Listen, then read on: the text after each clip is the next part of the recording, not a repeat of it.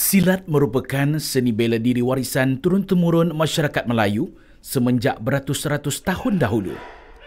Nama-nama yang menjadi sebutan pahlawan Melayu yang handal ialah antaranya Datuk Laksmana Hang Tuah bersaudara, Datuk Bahaman dan Tok Janggut. Silat melambangkan perjuangan anak bangsa dalam mempertahankan kebebasan negara dan menjunjung kedaulatan Sultan. Kini, silat bukan sahaja menjadi warisan budaya orang Melayu, tetapi telah berjaya dibawa ke pentas antarabangsa seperti negara Vietnam, Belgium dan Amerika Syarikat melalui sukan pencak silat.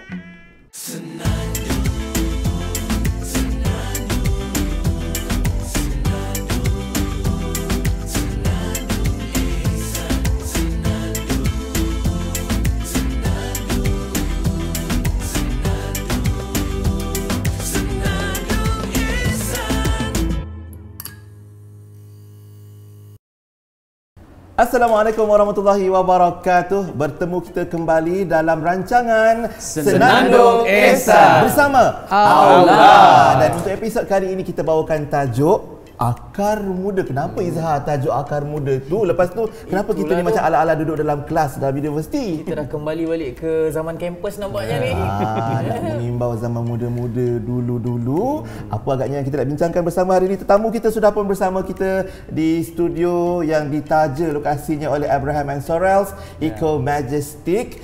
Tetamu kita hari ini iaitu Presiden Majlis Belia Malaysia, Saudara Julfitri Johar. Assalamualaikum. Waalaikumsalam warahmatullahi wabarakatuh. Terima kasih. Apa khabar kita? Baik, alhamdulillah, alhamdulillah. Apa khabar belia-belia kita semua? Sempat bertanya Alhamdulillah, khabar? sedang bersemangat pada hari ini. Alhamdulillah. Adakah kami Sabar juga nak menjawab soalan. Biasanya memang tetamu akan terkejut sebab Senandung Ehsan bawakan hos yang lebih ramai daripada tetamu. Jadi tetamu perlu bersedia dengan apa saja soalan. Tapi kita yakin Saudara Julfitri insya-Allah sentiasa cakna dengan isu semasa berkaitan belia dan juga bersedia dengan apa saja persoalan. Betul tak? Betul. Kan? Tapi dalam exam pilih 2 daripada 5 soalan. Ada soalan tak boleh jawab. Nampak pilih, tu. Nampak tak Abang Izhar? Assignment dah siap. Baik, apa pun untuk kali ini mungkin kita nak tanya khabar dulu lah apa perkembangan Saudara Julfitri dan juga sahabat-sahabat kita di MBM Majlis Belia Malaysia. Baik, Assalamualaikum warahmatullahi wabarakatuh. Alhamdulillah, terima kasih. Setakat ni perkembangan saiz badan macam ni lah. Masih nipis. Tapi kalau kita bincang tentang perkembangan belia adalah biasalah lepas COVID-19 ni kita berhadapan dengan pelbagai cabaran dan dugaan. Antaranya sudah tentu kita berhadapan dengan masalah adik-adik kita ni yang akan berlakunya kita sebutkan sebagai generasi yang hilang. Sama dalam bentuk pelajaran, dari sudut perkembangan dia. Dalam perbincangan kami baru-baru ni dengan Suhakam, ada seorang pemimpin pelajar, dia pemimpin pelajar, tapi dia dah hilang minat belajar. Bayangkan seorang pelajar yang ada bakat kepimpinan tapi dah hilang minat belajar. So apa akan jadi kepada sumber masa depan negara kita? Isu berat ni. Ini luahan hati anak muda yang menempuh tempoh pandemik yang sangat mencabar. Walaupun mungkin mereka tidak semencabar orang dewasa dengan kerjaya, keluarga, tapi anak muda pun turut terkesan juga. Turut terkesan, dan bukan itu saja, sebab orang muda ni biasa dia suka program fizikal kan. Dia suka program yang lasak. Tiba-tiba 2 tahun tak boleh keluar.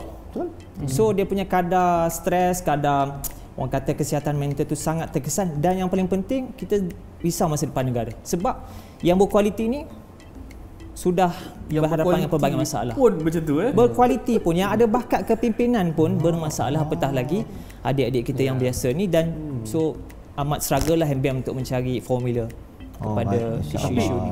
Plan intervensi tu sudah ada lah. Sudah ada, dan dia kena case by case. Sebagai contoh, yang kita risaukan jugalah generasi muda kita hilang minat belajar. Sebab bila pandemik tak pergi ke sekolah, drop out, mereka buat orang kata Grab ataupun buat terlibat dalam ekonomi gig ni. Ekonomi gig ni dia of course lah dia dapat duit segera. Tapi yang kita nak terapkan kepada anak-anak muda kita ni bahawa kepentingan belajar tu.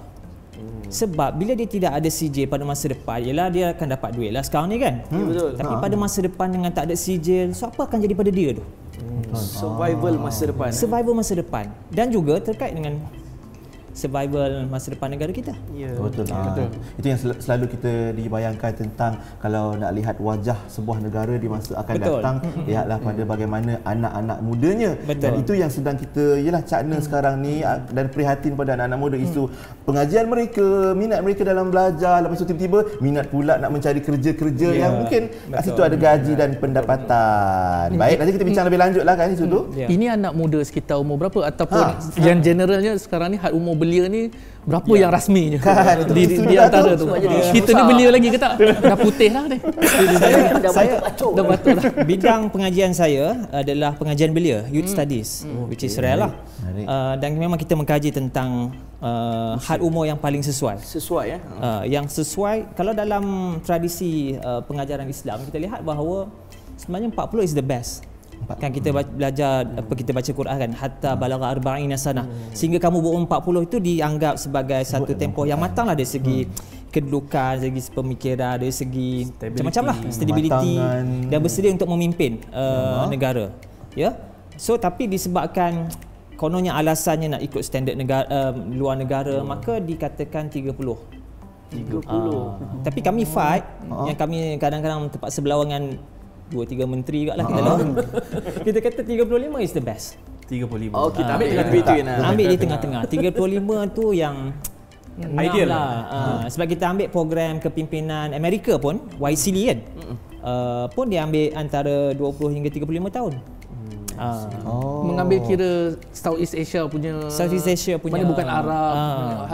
Dan kadang-kadang kita tengok belia di luar negara sebagai contoh, dia umur 18-19 dia dah keluar, dia dah kira macam orang kata dah berpisah daripada hidup sendiri dah. Tapi budaya kita di Malaysia lain, kematangan dia. Selagi belum bernikah. So ada orang kata kita tengok luar lah best practice, tapi kita lupa big practice kita. Kita biasa ambil best practice pada luar, tapi kita ada big practice.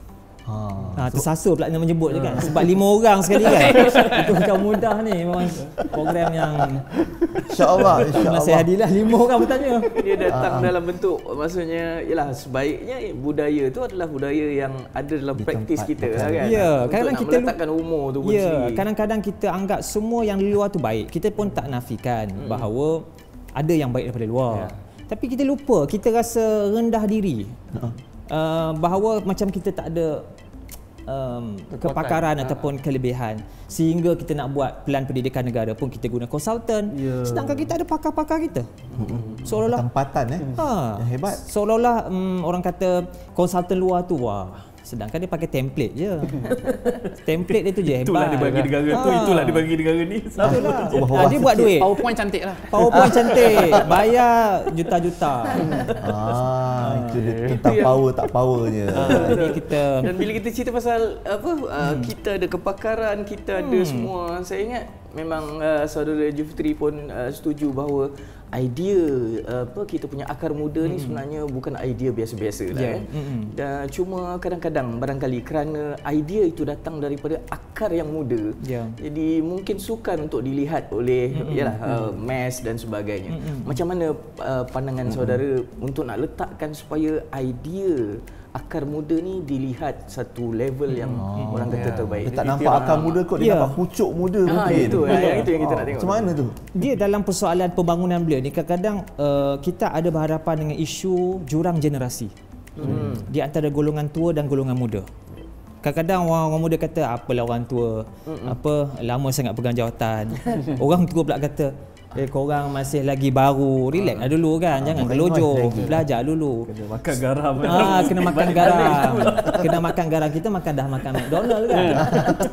Jadi di situ bila orang muda bagi idea, disebutkan akar muda tadi, orang tua seolah-olah rasa macam dia orang ni hingusan lagi, tak ada pengalaman, tak boleh masuk parlimen lagi. Sedangkan idea kita bahawa anak muda adalah pakar memahami generasi dia. Betul. Kan Pian? Lagi cepat dia orang boleh akses. Dalam perbuatan polisi, pandangan setiap generasi itu diperlukan. Sebagai contoh, kita mungkin bincang tentang akta pelajaran lah, contohlah dekat parlimen. So pandangan setiap generasi itu penting. Dan generasi Z yang ada sekarang ni, yang lahir selepas 2010, mereka perlu diwakili dalam pembuatan dasar sebab mereka saja yang faham pandangan, kehendak mereka, aspirasi kehendak mereka. Tapi kita nak bagi tahu orang muda, kita perlukan juga orang tua yang ada hikmah. Tapi tak maulah orang tua yang memekik terlolong dalam parlimen tu kan, mencarut-carut. Kita nak orang tua yang ada hikmah. Dan untuk membina sebuah negara, kita perlukan kombinasi antara tua dan muda. Dan orang muda tu pun sendiri kalau dia nak menyampaikan dan sebagainya, dia pun kena tahu adabnya jugalah kan. Betul. Supaya Itu dia diterima dengan baik. Betul, Zah. Itu juga yang kita berhadapan dilema. Orang muda, mereka kata mereka perlu diberikan ruang untuk kritis. Kita setuju, tapi kritis yang penuh kesopanan dan kesusilaan. Sebagaimana yang termaktub dalam rukun negara kita. Kan kita angkatlah, kita martabatkan. Kadang mereka kritis, tapi masalahnya dengan mencarutnya dengan mereka ni hanya suka jadi panglima papan kekunci. Keyboard Keyboard warrior. Sebab Dengan kita izin? MBM ni kita adalah pejuang bahasa. Kita sentiasa mematahkan bahasa kita. Masya-Allah, itu dia perjuangan. Macam abang kita lah, Syed Munawar kan. Dia guna Bardan, Barisan Harapan. Cantik tu. Dahsyat.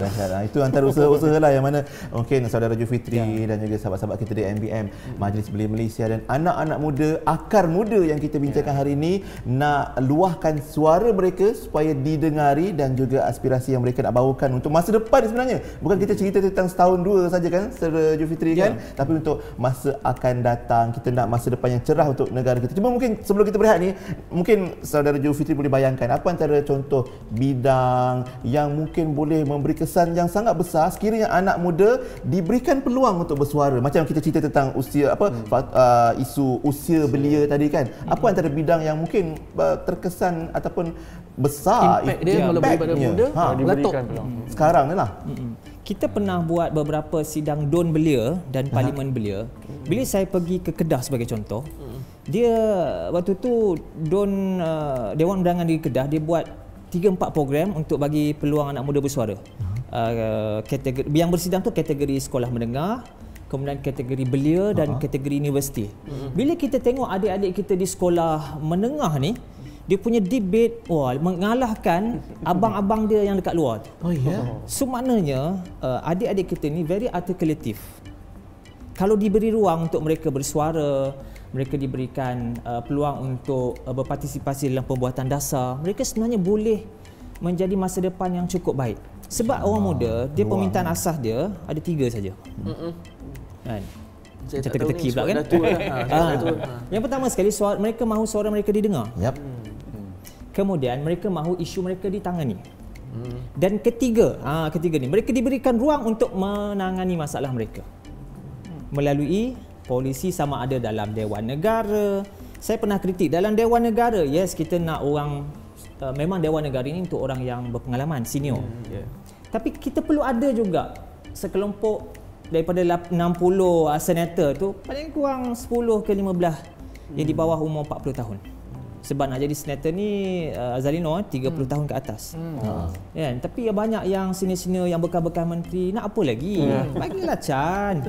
Bagilah can pada orang muda kan. Ini bekas menteri dia recycle, itu ini kita elong. Adakah itu? Dia sensitif sikit benda ni, tapi kita orang muda without fear or favor kan, kita kena bercakap. Jadi kesimpulannya Wak Pian, panggil Wak kan? Boleh. Apa? Kesimpulannya bahawa anak muda ni kalau kita beri ruang dan kita bimbing.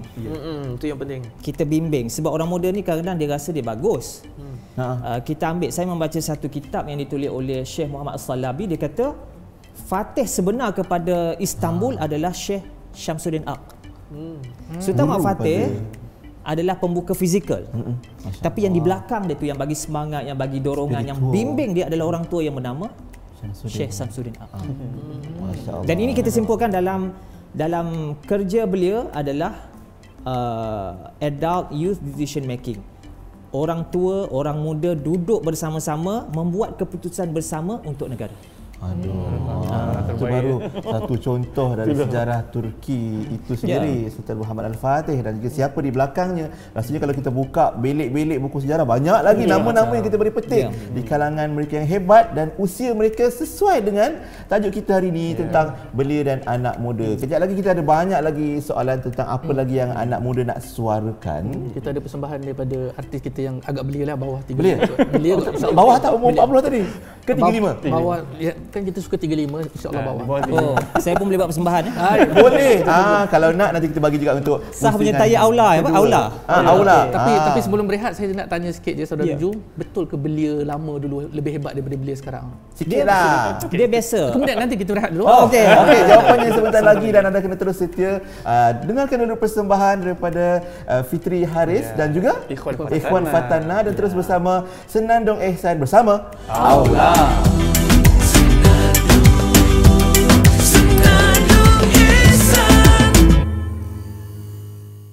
Baik, perkembangan terkini saya sekarang ni sedang sibuk untuk membina modul berkenaan tentang nasyid di Malaysia khususnya, dan untuk dipasarkan ke peringkat antarabangsa. Itu antara yang sekarang saya tengah buat lah, insyaAllah.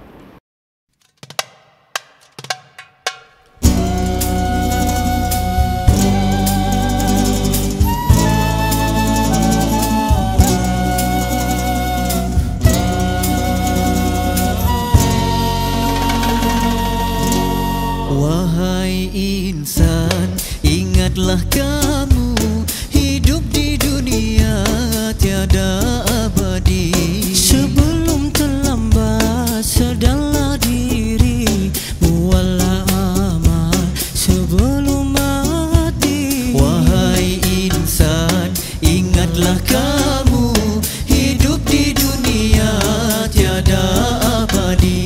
Sebelum terlambat, sedarlah diri, buatlah amal sebelum mati. Sebelum terlambat, sedarlah diri, buatlah amal sebelum mati. Tinggallah siksa api neraka, hawanya panas tiada terkira. Jikalau hidup leka derhaka, tentulah nanti akan tersiksa. Jikalau dirimu leka derhaka, tentulah nanti akan tersiksa. Ingatlah kamu, hidup di dunia tiada abadi. Sebelum terlambat, sedarlah diri, buatlah amal sebelum mati. Sebelum terlambat, sedarlah diri, buatlah amal sebelum mati. Ingatlah wahai insan,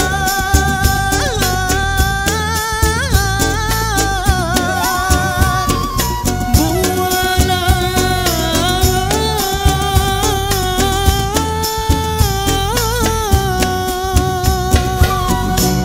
wahai insan, ingatlah kamu, hidup di dunia tiada abadi. Sebelum terlambat, sedarlah diri, buatlah amal sebelum mati. Sebelum terlambat, sedarlah diri, buatlah amal sebelum mati.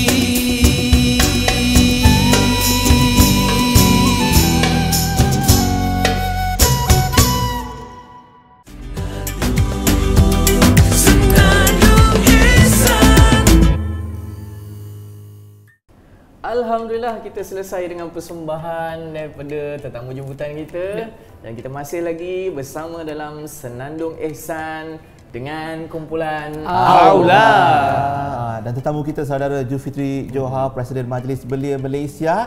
Kita cerita tentang akar muda. Saya yakin yang menonton yang bersama kita dan kita-kita ni lah pun pernah merasai zaman muda belia. Jadi pengalaman tu ada. Tadi Azhar tinggalkan soalan kepada saudara Julfitri. Ya, betul ke belia dulu-dulu hebat berbanding belia sekarang? Maksudnya ramai belia dulu dah jadi menteri. Ya. Di mana Sekarang ni hebatnya? potensi tak? Gitu. Dia sebenarnya setiap generasi akan claim bahawa zaman dia yang bagus. Oh, tak macam zaman aku dulu. Dia biasa, normal tu. Dan kita perlu faham bahawa setiap generasi berbeza. Ada mungkin dulu orang kata pendekatan sesuai untuk radikal. Tapi dalam keadaan orang kata demokrasi terbuka, platform yang banyak. Contoh orang muda ada Majlis Perundingan Belia Negara. Ada Parlimen Belia.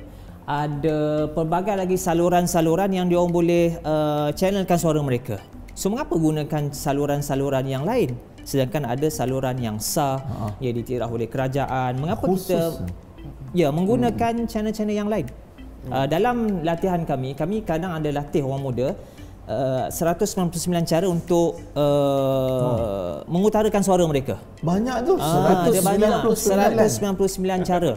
Termasuklah flash mob, pelbagai lagi lah, ada pelbagai 199 cara. Selalu 99 je. Kalau satu tak jadi ada lagi 198. Kalau plan A tak ada, plan B, C, D, E, F, G. Habis huruf dah tu. Dah habis dah semua.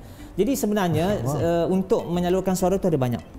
Berbalik pada soalan tadi bahawa memang setiap generasi akan claim dia generasi yang terbaik. Normal tu, betul tak? Oh, zaman atuk dulu kau ni lemah lah, apalah lembab lah, zaman atuk lah. Lain sebenarnya. Cabaran berbeza. Generasi sekarang ni cabaran dia adalah media sosial. Oi, tak mudah kan? Dengan TikToknya. Kami terpaksa reach out sebab orang muda ni 80% berkomunikasi melalui media sosial. Soalan kita nak tanya tu kan. So tak boleh, setiap generasi tak boleh claim bahawa dia yang terbagus. Setiap generasi dia dibangunkan dengan perspektif yang berbeza, suasana yang berbeza, cabaran berbeza, kita tak boleh samakan. Setiap generasi ada peluang untuk jadi bagus. Itu betul. Je lah, Tapi nilai tetap sama, nilai prinsip tetap sama. InsyaAllah. Itu kalau kita pegang tu, insyaAllah kita saling menghormati. Menghormati. Kan? Sebab itu zaman. penting untuk kita menghormati sesama generasi. Dan kita cuba bukan close the gap, kita cuba rapatkan. Rapatkan. Ini jadi Saipul Apek pula kan. Dia rapatkan jurang. Bila cakap tentang media sosial, internet yang mana memang anak muda sekarang ni, ada yang kata anak-anak muda sekarang ni lahir-lahir je dah memang internet, dah dapat dah handphone, gadget dan sebagainya kan. Betul.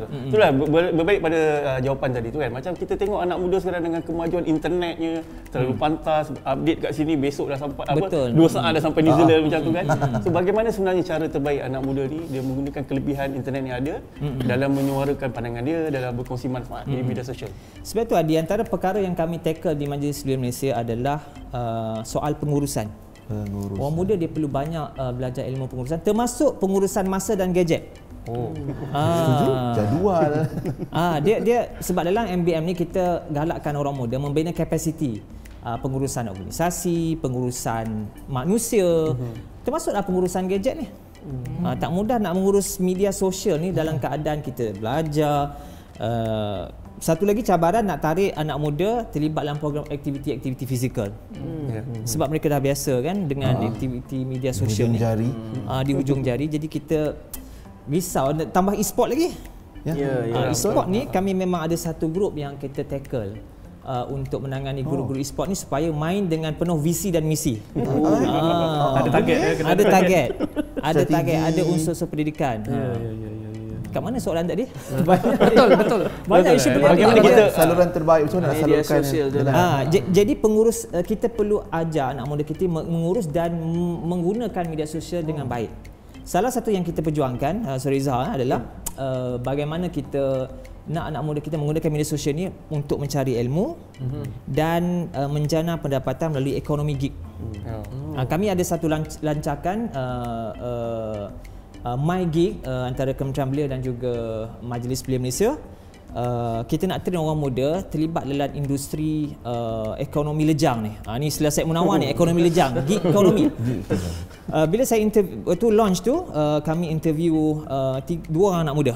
Satu yang terlibat dengan Lala Move, satu yang terlibat sebagai freelance translator. Nama dia Ashikin, daripada dia bekas pelajar UiTM. Dia punya pendapatan dalam ekonomi lejang setahun 1 juta.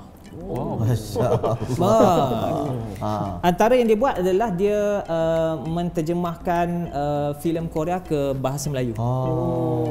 Minat Korea tak? Tak minat saya. Saya tak ingat satu hero je, Yo Seung Hyo, satu seorang je. Kenal tak? Sebab muka sama ke? Kita Pak Jisung je kita ingat Pak Jisung. Itu bukan jurulatih bola sepak Malaysia. Itu Song Hyo-min lah, no? Jadi kita latih untuk mereka menguasai kod. Sebab dalam kajian SKMM, Suruhanjaya Komunikasi, anak muda di Malaysia menggunakan media sosial ataupun internet hanya untuk komunikasi saja. Rugi lah 80%. Sedangkan boleh cari ilmu, boleh menjana income. Itu kita kena train lah diorang. Yang penting kena guide diorang lah ya. Tunjukkan diorang bahawa media sosial ni sesuatu benda yang boleh menjana lebih lagi daripada apa yang diorang gunakan lah. Yang kita risau, ada yang terhad pengurusannya hanya menguruskan wifi, pastikan wifi ada dan menguruskan bateri tak supaya tak kong ataupun mati tiba-tiba ketika sedang berkomunikasi atau dia dah jadi utility ketiga. Kan satu macam keperluan juga, tapi bila bab pengurusan saudara Jufri tekankan tadi tu, insya-Allah kita boleh pergi lebih jauh lah. Sebab itu dalam organisasi kita ditekankan ilmu pengurusan.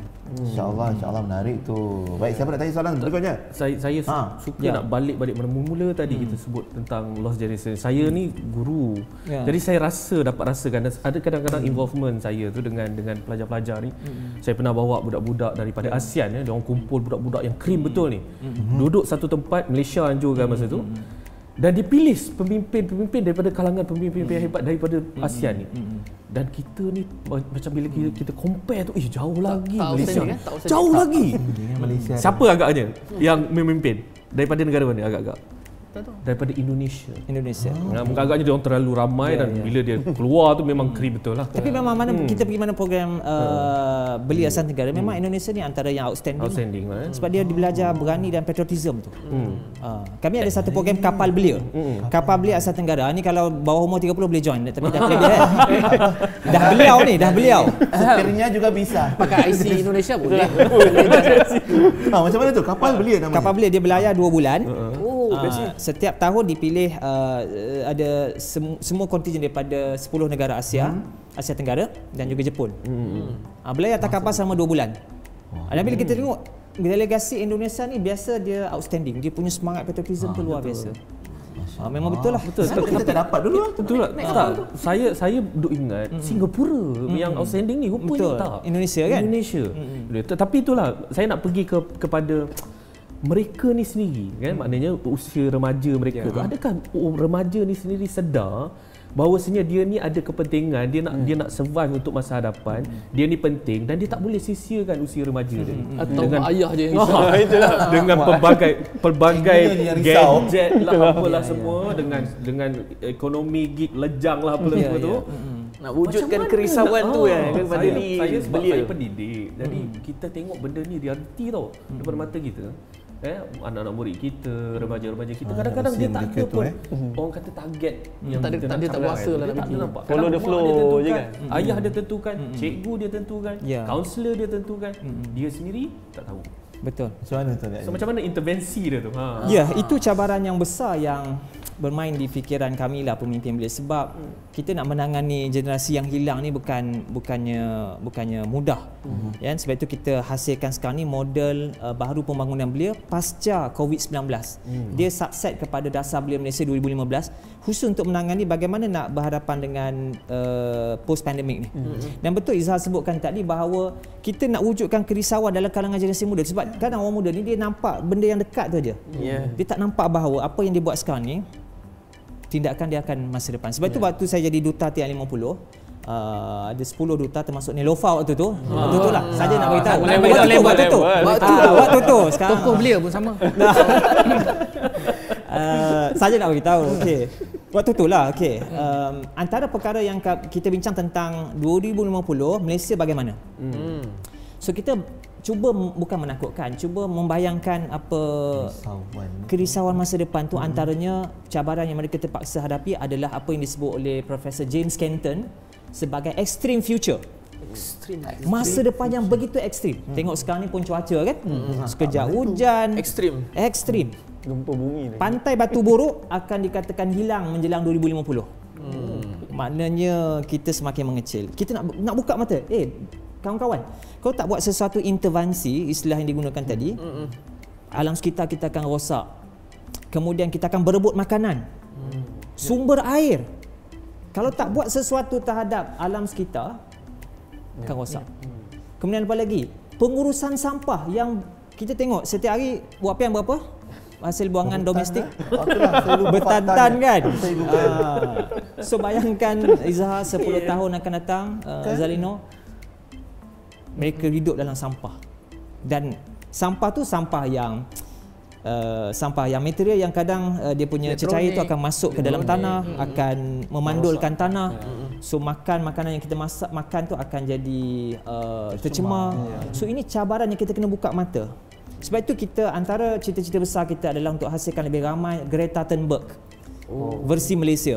Greta Thunberg Sweden kan, umur 16 dah bercakap tentang alam sekitar dan dia berkata no one is too small to make a difference. Dia kata tidak ada orang muda dianggap sebagai kecil kan. Dia kata sekecil kita pun kalau kita boleh buat perbezaan, kita kena bertindak sekarang. Sebab kita mungkin kita hidup tak lama kita hidup lama lagi dan orang muda akan hidup lama lagi. Betul tak? Ini untuk masa depan mereka. Kita kena lahirkan banyak Greta, banyak Malala Yousafzai. Kena, tapi kalau Malaysia ni saya takut betul lah benda ni. Betul lah. Nak harap ke MBM ni lah. Betul lah. Kita pun takut sebab expectation orang tinggi. Sebab tu kadang saya malam tidur juga. Tidur lah. Takkan tak tidur pula. Tak tidur kan. Tidur tetap tidur. Makan pun kenyang juga kan. Tapi memikirkan kita ada anak-anak kan. Anak-anak kita nanti kesian. Saya duk fikir macam mana anak-anak kita nak survive nanti dengan air tercemarnya, dengan cuaca tak menentu. Takut. Global warming. Kecuali Wapian umur 93, 94. Allah. Tapi itu yang kita gambarkan hari ini. Kita ada cabaran-cabaran yang bakal kita hadapi di masa akan datang yang tak ketahuan lagi macam mana bentuk cabaran masa kita kena buka mata dia orang kan. Tapi dalam masa yang sama kita juga nampak ada peluang, laluan, channel atau saluran yang insya-Allah anak-anak muda kalau dimanfaatkan sebaik mungkin mereka akan grab this chance untuk pastikan masa depan lebih bersinar. Tapi mungkin di hujung ni sebagai kesimpulan jugalah. Cepatnya dah hujung dah. Itulah pasal banyak benda kita cerita hari ini kan. Jadi mungkin sebagai kesimpulan dan juga untuk kiranya merangkumkan apa yang kita bawakan hari ini untuk tajuk Akar Muda ni. Macam mana agaknya harapan saudara Jufitri mewakili anak-anak muda belia di Malaysia ni untuk Malaysia itu sendiri, untuk masyarakat, untuk pemimpinnya dan negara itu sendiri, bagilah peluang kepada anak muda. Saudara. Ya, kita ada 15.2 juta orang muda dekat Malaysia. Termasuk ni muda lagi ni. Alhamdulillah. Jadi insya-Allah 2 juta tu kita orang. Ya, termasuk kita. Dan kita harap masyarakat berikan peluang kepada orang muda untuk mereka membentuk masa depan mereka. Kalau kita terlalu bergantung dengan keadaan politik veteran yang banyak bergaduh dari segi konflik personal, kita Malaysia tidak akan ke mana-mana. Kita dah ketinggalan ni dengan Indonesia dengan Vietnam pun kita telah ketinggalan. Jadi kita amat risau kalau Malaysia terus ketinggalan, kita bimbang nanti kita akan pula bekerja ke negara jiran kita. Kita pula sekarang ni pekerja Indonesia dah tak nak datang Malaysia dah. Jadi kita amat bimbang tu. Jadi kesimpulan saya bahawa berikan ruang kepada orang muda bersama-sama dengan orang tua yang ada hikmah untuk kita sama-sama membangunkan negara kita. Cantik tu kan. Mungkin Ustaz Izhar, saudara Izhar sambung. Dan kita harapkan mudah-mudahan itulah sebenarnya bila kita cerita pasal akar muda tanpa menafikan sebenarnya ada maknanya bimbingan dan dorongan daripada generasi yang lebih berpengalaman dan kita harapkan sebenarnya benda itulah yang akan mengukuhkanlah kan. Yang itu yang kita nak. Kan walaupun mungkin mereka nampak terhad dari sudut usianya masih lagi muda, nampaknya dari segi kemampuan, kekayaan dan sebagainya masih lagi tidak menyamai dengan yang lebih sedia dan tua, tapi kalau diberi peluang macam saudara Jufitri katakan insya-Allah cerah masa depan. Dan kita ucap terima kasih banyak-banyak saudara Jufitri untuk perkongsian kita hari ini. Semoga terus muda, bersemangat dan kuat selalu untuk membela nasib anak muda kita insya-Allah. Dan kita jumpa lagi insya-Allah ya. Assalamualaikum. Waalaikumsalam warahmatullahi wabarakatuh. Alhamdulillah. Itu dia tetamu kita hari ini saudara Jufitri Johar, Presiden Majlis Belia Malaysia untuk tajuk Akar Muda. Kejap lagi kita akan sama-sama saksikan sekali lagi persembahan Ikhwan Fatana dan Dr. Fitri Haris. Dan kita jumpa lagi dalam episod lain Senandung Ehsan bersama Aula. Terima kasih penaja lokasi kita Abraham and Sorrells Eco Majestic. Jumpa lagi. Assalamualaikum warahmatullahi wabarakatuh.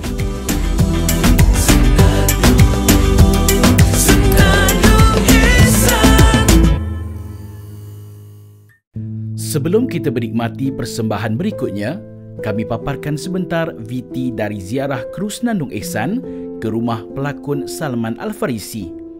Saudara Salman yang dikenali menerusi sitkom Jenaka Kampung Kalut JKK di TV3 mengalami patah tulang penyambung antara peha dengan tulang betis selepas tergelincir di lokasi penggambaran pada November 2020. Kecederaan itu sedikit sebanyak telah mengganggu urusan kerja beliau, khususnya dalam bidang lakonan dan pengacaraan. Mari kita mendengar sebentar celoteh Abang Salman bersama kami.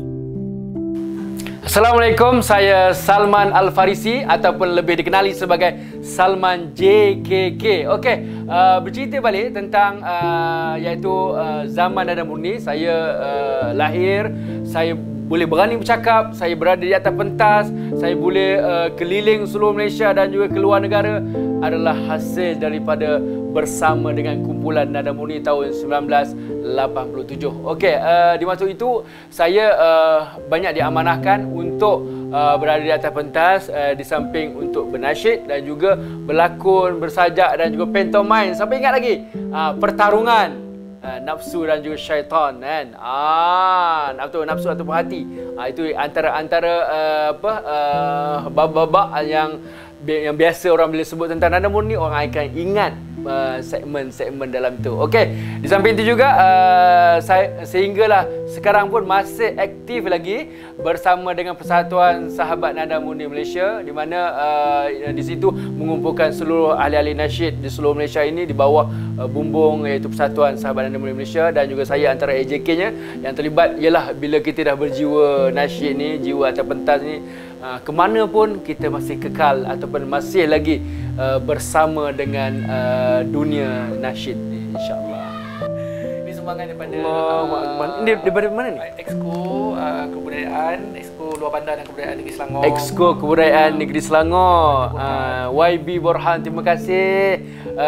YB Borhan dan juga Exco seluruh Exco Kebudayaan Negeri Selangor dan juga seluruh kerajaan negeri semua sekali, dan juga Aula dan juga Senandung Ehsan. Semoga berjaya di dunia akhirat dan juga dimurahkan rezeki semua. Amin, insya-Allah. Terima kasih ya Allah. Hari ini kita bersyukur, hari esok tambahkan kesyukuran.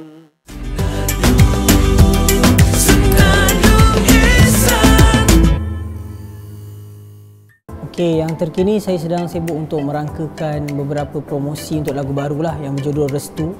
Dan juga macam biasa saya banyak menghabiskan masa dekat studio menyiapkan lagu untuk saya sendiri dan juga artis-artis yang terlibat, dan insya-Allah memang saya punya sasaran tahun ni memang nak memperbanyakkan lagi lagu untuk diri saya sendiri. Memang saya target at least saya ada dalam 30 buah lagu. Itu saya punya sasaran lah. InsyaAllah ada rezeki memang saya nak ke situ lah.